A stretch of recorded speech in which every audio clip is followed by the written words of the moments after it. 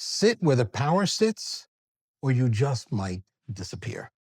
Early in my career, I got that advice from the best mentor I've ever had. I was new to an organization of about 95,000 employees, but developed a very close connection with a very senior executive who reported directly to the CEO. And just before a large departmental meeting in the company's giant auditorium, he caught my eye and gestured for me to come over to give him some information he needed for the talk he was about to give. I gave it to him. He said, "Thank you." And I started heading back to take a seat. And I heard his voice calling to me, "Steve, come back here. Where are you going?" And I said, to find a seat."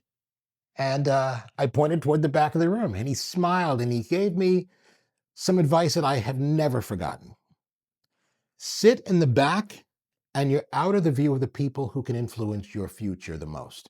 Sit in front, and you're in their line of sight. And he did something visually that I'll try and depict here. He said, if you were to look at this room, take the front of the room.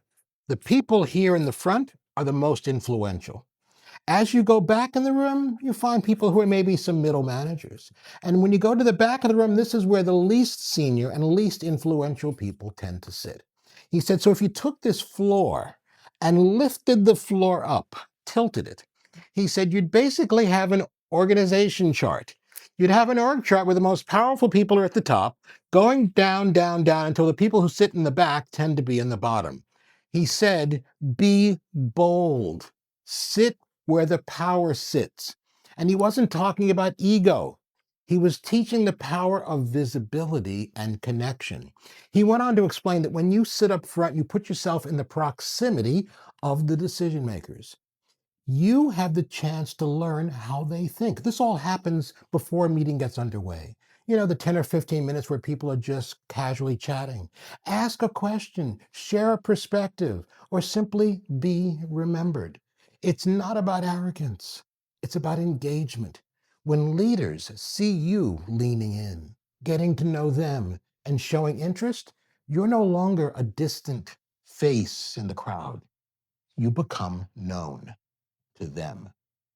From that day on, I've never entered a large meeting room quite the same way again. I scan the room and I remember those words. Power sits in front and timidity sits in the back.